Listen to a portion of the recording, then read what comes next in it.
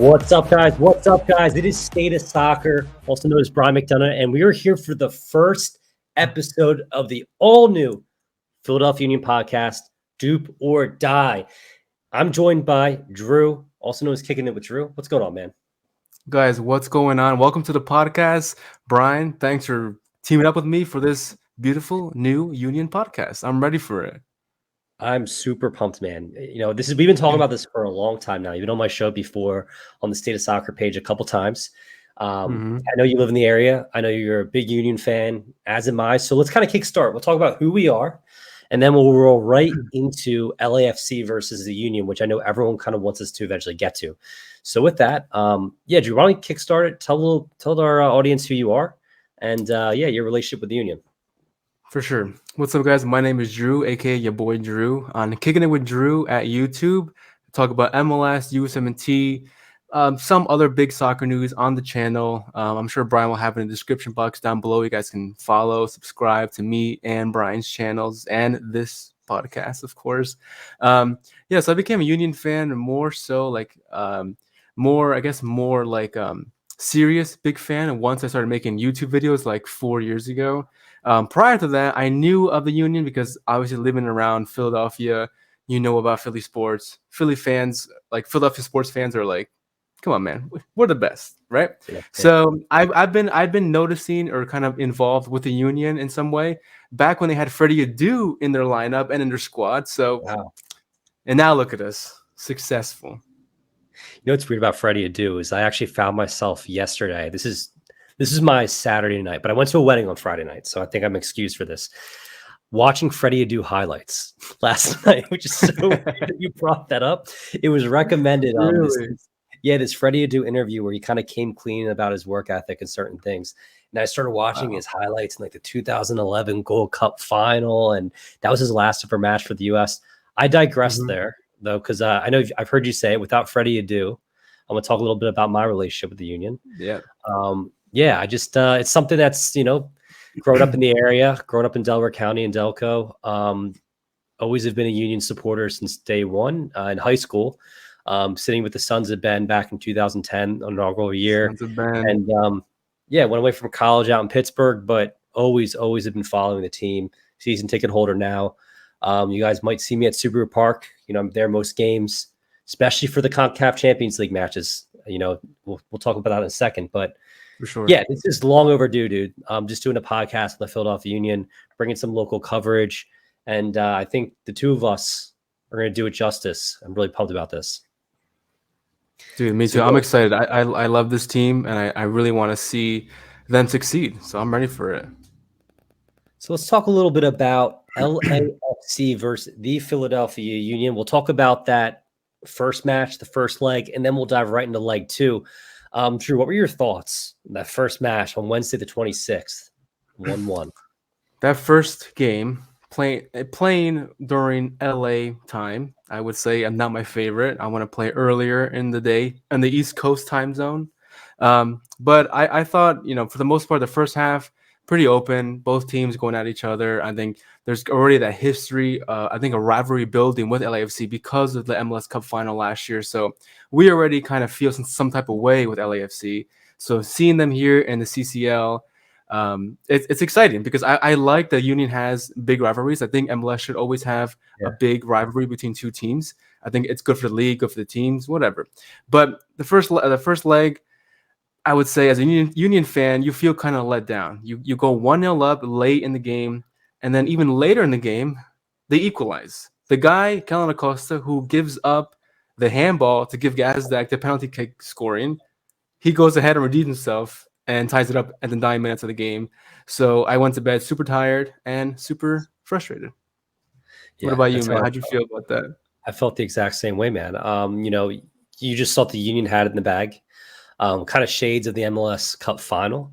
But listen, people talk about how, the Union going, gave up their goal again, just like the MLS Cup final. But the Union at that MLS Cup final, I remember Jack Elliott had to equalize to even get to the point where we went to extra time. This team can fight. This team has a lot of fight in them.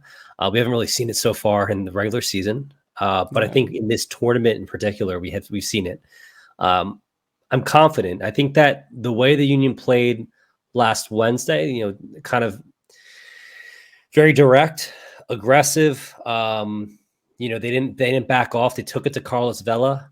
I thought that Yeah. was awesome, and I was proud. I was proud of the way the boys played, and it was kind of in a way a fluke goal. I mean, LAFC definitely turned it on the second half, but Yeah.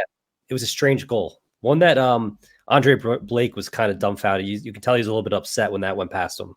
Definitely. The brick wall himself, Andre Blake. Yeah. It was a tale of, I wouldn't even say it was a tale of two halves because the Union were kind of dominant the entire match. You look back at the match facts, it shows that it was relatively even. But I think the quality of chances the Union had were way, way better than LAFC. For sure. I really thought Union would be able to pull it off, especially at home. Like, I know in the league we're not doing so good, and LAFC is, I think, doing a lot better comparing the two teams in the league. But I feel like we were doing so good in CCL. I thought we had in the bag, especially at home. But I don't know, man. I mean, LAFC is a tough team. You got to give them that. Yeah. And now we head away at LAFC. I want to talk a little bit about how this Union team, though, they went through a heck of a streak when it came to matches being played, not necessarily capitalizing and winning matches. But if I look back at their schedule, and we're talking from April 1st on, they had Sporting Kansas City. They were away at Atlas, or home at Atlas. Then 4 days later, they were away at Cincinnati. Then they were away at Atlas in that 2-2 CONCACAF Champions League draw. Yeah. Away at Chicago, like 3 days later. Then they came back home, played Toronto, and then only 4 days later, they play LAFC. So multiple matches in multiple days. They finally now have about a 6-day break because no matches this past weekend for the Union. LAFC also has a break. I think this will benefit the Union in some ways a little bit more than LAFC. Yeah, I mean, I'm glad that we have a break, but I'm also kind of a little worried that also LAFC indeed also has a break too. So I don't know. What do you think about their current form in the league, comparing, like, trying to bring it over to the CONCACAF Champions League form? Like, what do you think that Philadelphia Union has to improve? I like to say their form has been struggling because they've been focused on CCL, but I don't think that's really a thing. I think this team is a veteran-run team. I mean, their back four has been solidified for years now. If anything, they're missing Kai Wagner for a little bit. I just think inconsistency. I mean, you saw Ura score a hat trick against Toronto. We haven't seen a whole lot of him prior to that. We've seen Gazdag putting up numbers again. Some changes to the midfield this season. I think guys like Leon Flock are struggling. They just can't totally. They don't seem to be totally putting it together. I think there's been a lot of matches for the Union this year. I do think the focus is on CCL, but I expect a team of their caliber to be a little bit higher up in 10th place in the standings in the Eastern Conference.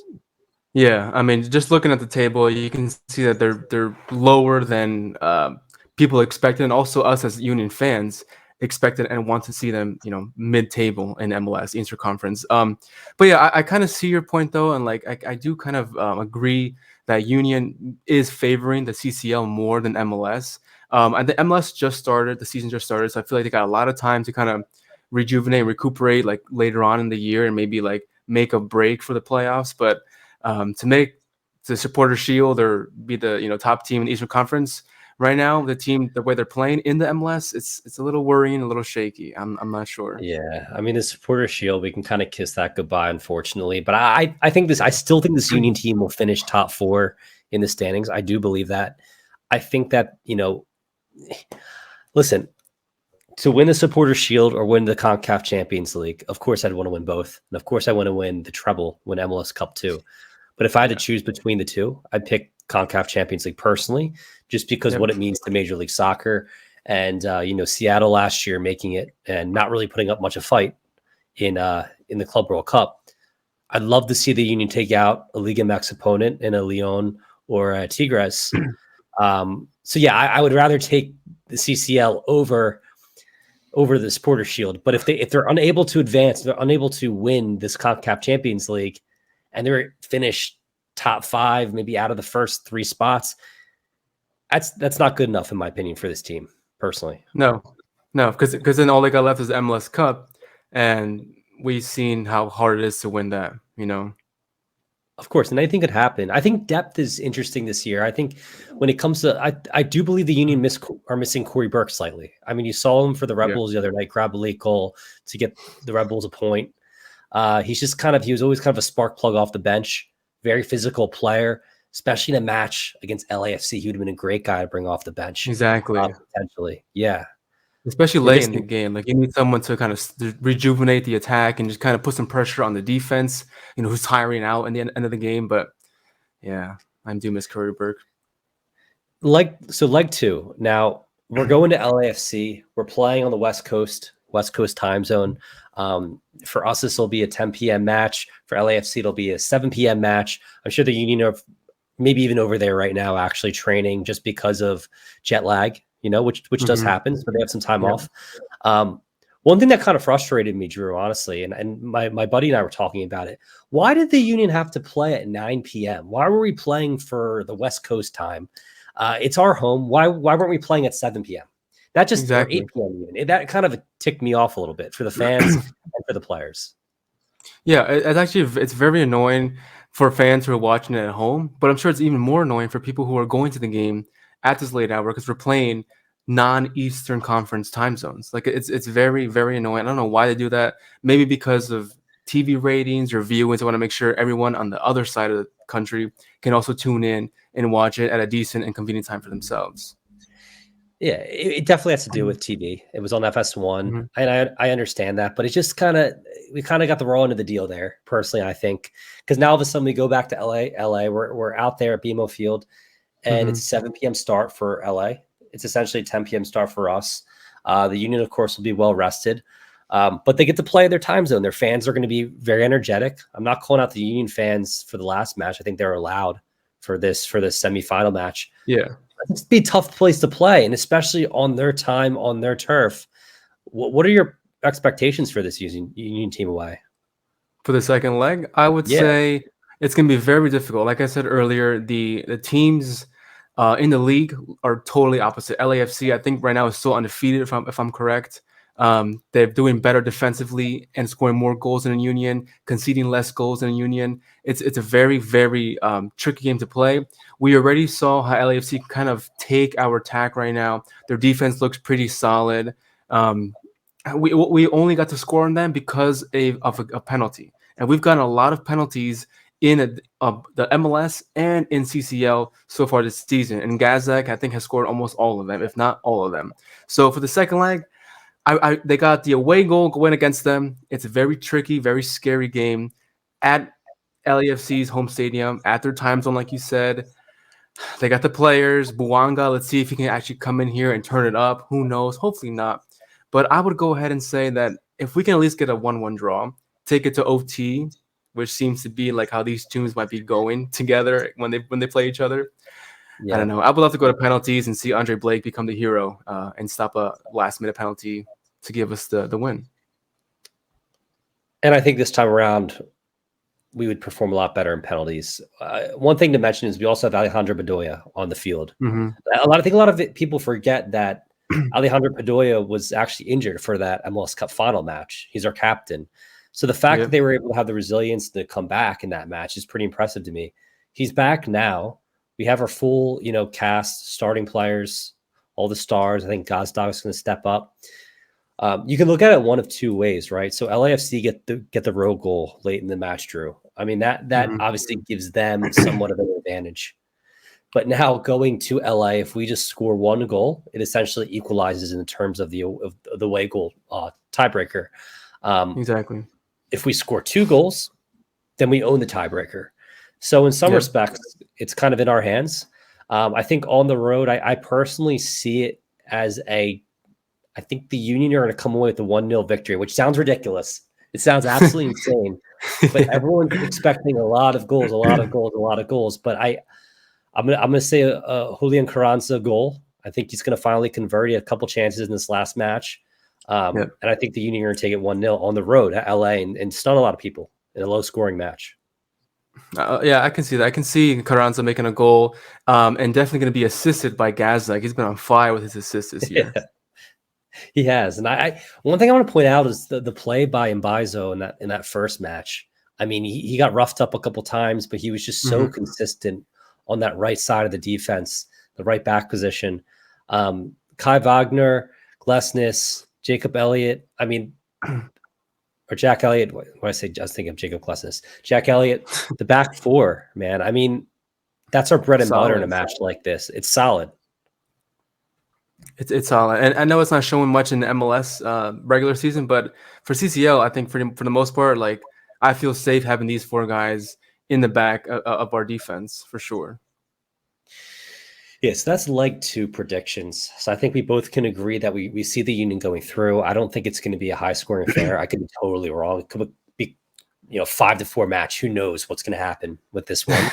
But I did guess that last Wrexham scoreline correctly on State of Soccer on my live stream. So I'm hoping that my luck continues true. I hope so, man, because I'd rather see your prediction come true, a 1-0 victory away from home, than mine suffering through penalties at freaking midnight, maybe 1 a.m. in the morning over Yeah, here Eastern time. And we're still discussing whether or not to do a live stream for that match. I might end up doing it, even if Drew, if you want to join me for the first half, we'll see. Yeah, putting you on Yeah, the but spot right I now. think we can do it. Especially if you guys are watching this, you guys want us to definitely reach out to us, like the video, like the podcast, whatever it is. We will definitely hang out live on State of Soccer's channel for sure. At least for the first half. Then we go night. Yeah, exactly. Then we go right to bed. And this is so, guys. This is Dupe or Die. It's kind of a play on Join or Die. Obviously, rallying up some support for the Continental Army back in the Revolutionary War. So that's kind of where I got Dupe or Die. But yeah, guys. I mean, this is going to be hosted on State of Soccer's Philadelphia channel. So if you're familiar, I have a main channel, State of Soccer. Then I have a Philly channel that's now kind of branching out, which is Philly soccer specific content. It'll be posted there. And then additionally within the day, so on May 1st, when you're hearing this through audio, it'll be on Spotify, Apple, Amazon, Google Podcasts, a bunch of different other places, Drew. So I'm looking forward to that. Dude, I can't wait to see it on there. It's gonna be awesome.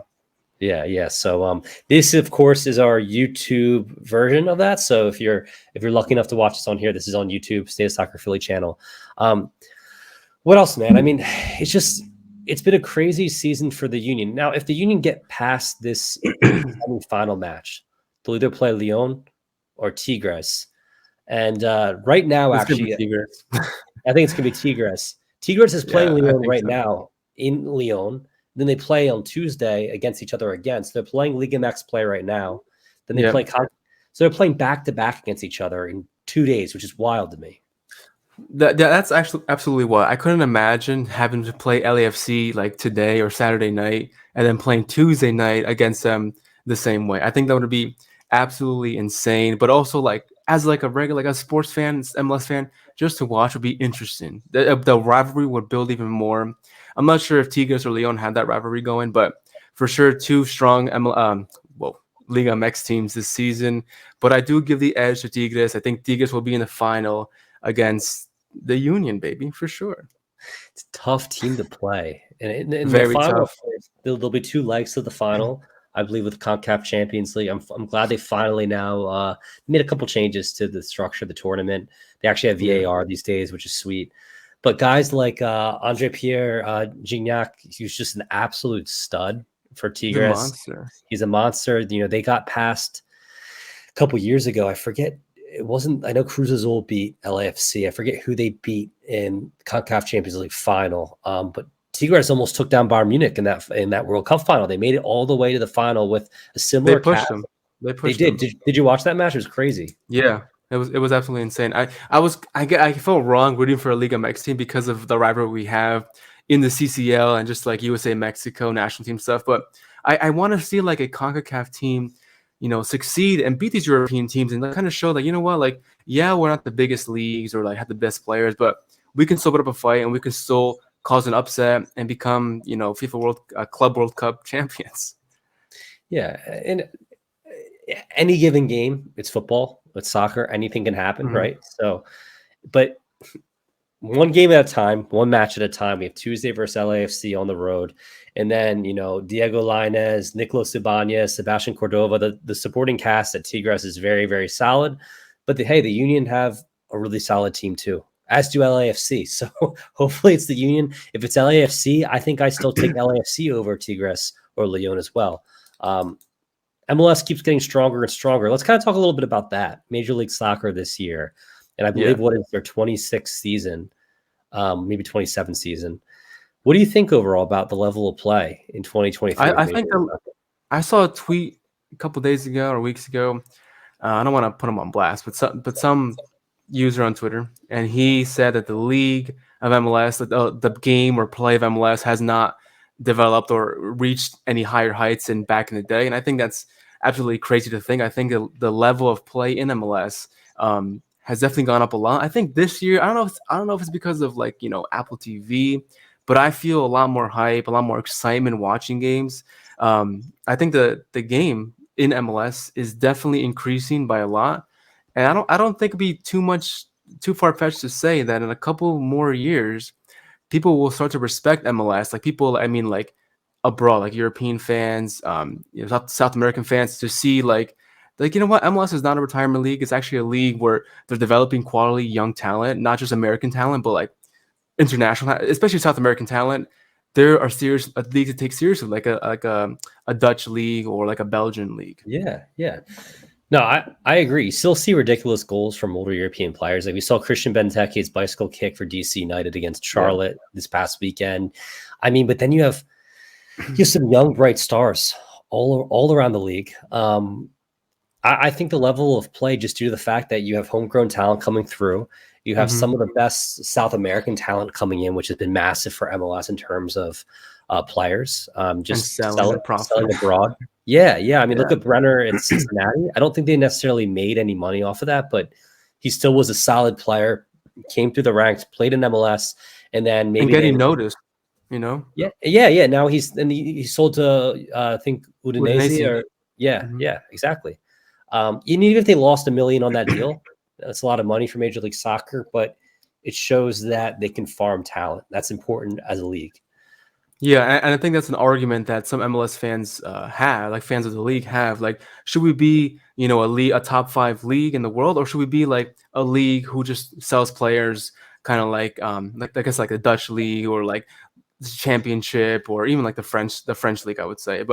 And I would say, I don't care. I'd rather be a league that develops talent and promotes talent and worldwide instead of a retirement league. You know what I mean? We need to be patient. I think like a lot of Americans, it's their characteristic to say like, why aren't we the best at this? Why is we're the best at every sport in terms of the product you put out there. But football, soccer, it's very different, right, man? I mean, look at Chelsea right now. Look at Todd Bowley trying to treat Chelsea like they're the Los Angeles Dodgers, right? I mean, he owns the Dodgers. Buy every player in existence, and then it's not working out. It's a totally different game for American sports fans, just to like not comprehend, but just kind of like understand the way it works. It's a totally different game. I mean, the MLS league is very, very young compared to other leagues around the world. Like they're it's just a brand new young league that it's going to need time to develop and to kind of find its own personality, I would say. Yeah, and I think its personality is exciting. I think its personality is there's a lot of rivalry starting to build now. You can't force rivalries. One of the things that bothers me about Major League Soccer, if I'm going to be critical in any way, shape, or form, is just because there's a geographical proximity between like a couple teams doesn't mean they're instantaneously automatic rivalries. You guys hate each other. It's it. No, you can't do a Barcelona Real Madrid El Clasico in MLS just by forcing it. It has to be natural. Like earlier, like I said, LAFC and the Union kind of have or seem to have like a rivalry going, at least in my opinion. Because like now I hate LAFC after that cup final, but like stuff like that, those experiences and those rivalries are built, I think, off games against each other or just like fan drama. Like it's just stuff like that, I think, builds a rivalry. And I would love to see both these teams be successful and also be big rivals in the league. I think it's good for the league, an Eastern team and a Western team. You know what I mean? MLS needs to stop pushing those narratives, like just because Atlanta and Orlando should be rivals because they're two Southern teams. They're kind of close together. Yeah, no, that's Atlanta's really far from Orlando. It's not that close. Like if you're trying to create the same rivalry, the same narrative in England, it's like saying, okay, Tottenham is going to be a rival with Sunderland because they're 3.5, 4 hours away in the car. Like, no, like, doesn't work like that. No, Yeah. I feel like those rivalries abroad, especially like I know I mentioned earlier, like at Clásico, like they're not close together in Spain. Like they're Barcelona's on the coast, Madrid's like in the middle of Spain, the capital. But that was Yeah. just through history they became big rivals. Like, and I feel like a lot of teams are like that who have like big rival teams. History, and because they're winning teams, so like it's excellence. So if like the Union and LAFC can maintain that level of excellence, Yeah. and they can match up in CONCACAF Champions League year after year, every other year, every fifth year, whatever it may be, and face each other in some U.S. Open Cups and MLS Cups Yeah, it last just builds season. up by its own slowly, you know. Yeah, yeah. Let me ask you, outside of LAFC, who do you think is the Union's biggest rival? I feel like I gotta say New York Red Bulls just because it's been a rival for years already before other teams were evolved or Yeah. franchised in MLS. So I would go ahead and say New York Red Bulls for sure. Yeah, and I'm walking back on my geographical thing, but it's probably the Rebels, even though they're super close to the Union. But it's because I feel like we're conditioned to become rivals with them because of how much MLS pushed us to be rivals. And now New York's had their own rivals, the City and Red Bulls. It's kind of like a race to the cup too between the teams, because the Rebels obviously were the Metro Stars until like 2006, and then they rebranded as the Red Bulls. And in a way, I love Subaru Park. Since days as PPL Park, Town Energy to Subaru Park, and what they've done. Red Bull Arena though is I prefer Subaru Park, but Red Bull Arena has its own kind of pretty cool history in itself. Although it's 2010 to now. It's a big stadium. It's a real proper stadium. Solid stadium, yeah. No, I've actually been there a couple times watching like international matches. I never been for a Red Bull game, but I've been there for like Argentina games or Peru games. But it's a quality stadium, I would say, for sure. Yeah, Sons of Ben, Vikings Army. I mean, they have history too. I think the first ever playoff match the Union played, I was there. It was the Union versus the Red Bulls, and the Union beat the Red Bulls. They've had matchups in the U.S. Open Cup. I'm trying to think outside of that. I mean, I really think it's just the Red Bulls at this point, where the LAFC too is starting to build. But yeah, I think like you were saying earlier, I think if both like teams are successful, they're always going to be going against each other a lot more, and then eventually becomes rivals. I think LAFC is definitely one of the most, if not the most dominant Western Conference team and the most popular, I would say. And the Eastern Conference, I think Union is getting there. Like we've come a long way since 2010 in the Eastern Conference. So I feel like if Union keeps doing their thing, LAFC keeps doing their thing, they're going to be meeting up in the MLS Cup Finals or MLS playoffs, and then CCLs, US Open Cups. Who knows where they can meet up? And then eventually that rivalry will just be so big that it's going to become an MLS, and USA Soccer is going to love to market the shit out of it. Yeah, man. I think one of the things that's like maybe not really looked at is obviously we talk about the Union Academy and the role it's played, right, with their success. The amount of soccer talent, grassroots talent in the Philadelphia area, whether we're talking, Central PA into Philly, down into Delaware, into Delco, where I'm located in the South Jersey. I mean, there's so many players, so much talent. The Union have been able to kind of organically farm that talent better than most teams. I mean, and that to me is going to keep the level of play high for the Philadelphia Union if they give their young talent opportunities. You see coaches like a Wayne Rooney for DC United giving his players opportunities. Jim Curtin does it. I mean, what do you think? What do you think about the Union Academy? What do you think about the talent that have come through? I think there are a very underrated academy. I know people when you think about MLS academies, I think most people think about FC Dallas's academy because of the players they produce and have gone to be successful outside of MLS. I would think that Union is very underrated. I think they actually beat a young Real Madrid team, if I'm correct. Like the U15 Real Madrid. Yeah. Like young teenage kids. Like I think the Union does have a strong talent producing academy, like the Aronson brothers. I would say even freaking Quinn Sullivan. I know his younger brother, you told me, looks to be like the real deal as well. And they're all coming through the Philadelphia Pennsylvania like academy. You know what I mean? I feel like they definitely are building a lot of strong players. Yeah, I mean, Mark McKenzie, Brendan Aronson, Yeah, Paxton Aronson. Mark McKenzie is quietly having one of the best years of any center in back Belgium. Yeah, in Europe, but for one of Belgium's top teams. yeah, I mean, it's been fantastic what the Union have been able to do. It goes to show, and this goes against LAFC's recipe for success. You don't necessarily need superstars to be a top team, a top club. And that's kind of something that I think is interesting about Major League Soccer.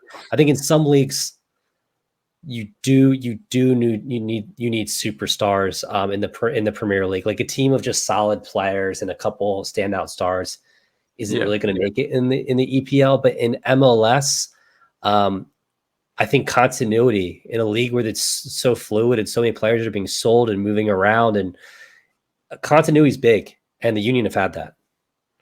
I think the Union I think their best road to success is not buying players but producing them. So I was a fan of Barcelona back in the day. I mean, I still am a fan of Barcelona, even though they suck now.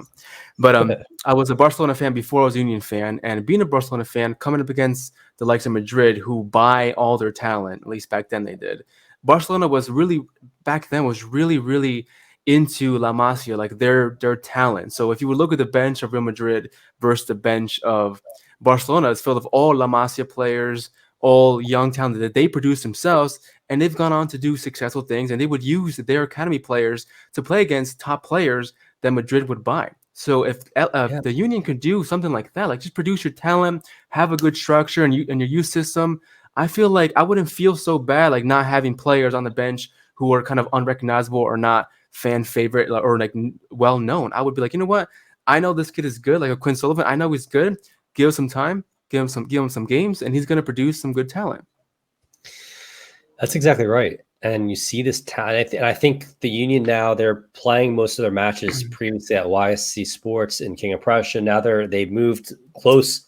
They're building a brand new facility next to Subaru Park to house everything. Their academy, which is going to be incredible for the development of the team.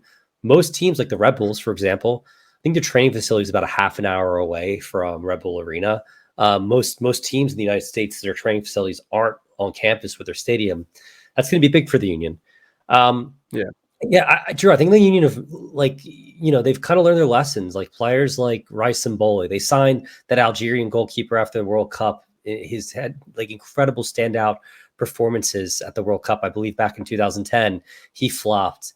And then they brought in Marco Fabian, the Mexican international from Eintracht Frankfurt. He just didn't really fit in, right? Yeah. And then Brendan Aronson ended up playing over him and taking his job. That's kind of all you need to know, all you need to see. Yeah. So the Union, if you're not watching the academy, MLS fans, you better watch out because we're coming for you guys. I got a quick question for you though, bro. Yeah. Who is your favorite old school Union fan, like back in the not fan, Union player, like back in the day? There's some players that were like Vincent Nogueira was really interesting to me. Tranquilo Barnetta was interesting to me. He was just I don't think Nogueira really ever reached his full potential with the Union. They also had Boris Dashkow, who led the MLS in assists for one season and left. He played one season with the Union, led the league in assists, and then went back to the Czech Republic. He was. I forgot about him. That's a good one. That is a good one. Christian Maidana. How about Fabinho? Remember Fabinho? Fabinho, Fabinho, yeah. Ray Gaddis was an absolute legend. Oh, dude, he's a legend. I think he never really made it big. Never made it big with like the U17, but I think like MLS wise, he's a legend. Oh, he's an MLS legend. The Union have had some MLS legends.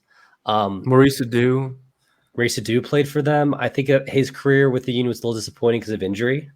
They had that Colombian goalkeeper, Mondragon. Mondragon, I love Mondragon because he had the name Dragon in his name. I was like, this guy is awesome, Mondragon. Yeah, Mondragon was. He was older though, right? Yeah, he was really. I think he was 41 at the time for the Union, anywhere from 39 to 42. I think he was the oldest player to ever receive a cap at the World Cup. Mondragon in the 2004 was it him? World Really? Cup, Colombia. Yeah. I thought it was like that one Indian goalkeeper, but I guess I was wrong. Yeah. Yeah, that's a good question, though. I mean, I'm trying to think of. I want to counter that question with something for you. What's your I'm favorite? ready for it.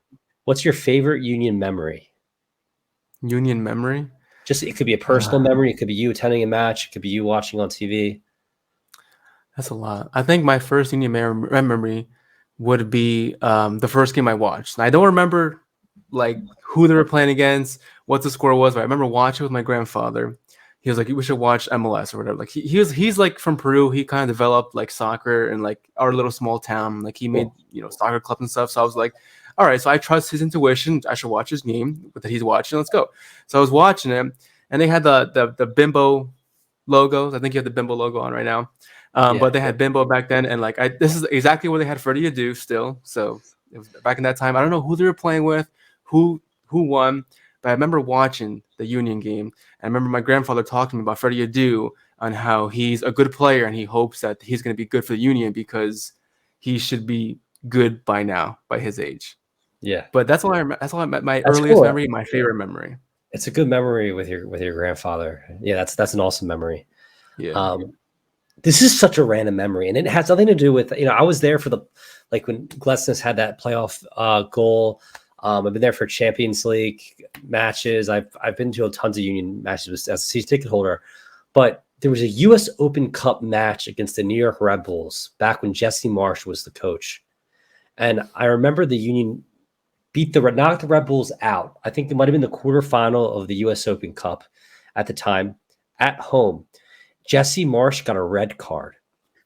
And he was so mad. He spiked the balls on the way out. He pulled up the net, the ball bag, pulled out the balls, started throwing them on the field, spiked them, walked by the Sons of Ben. They gave him an earful.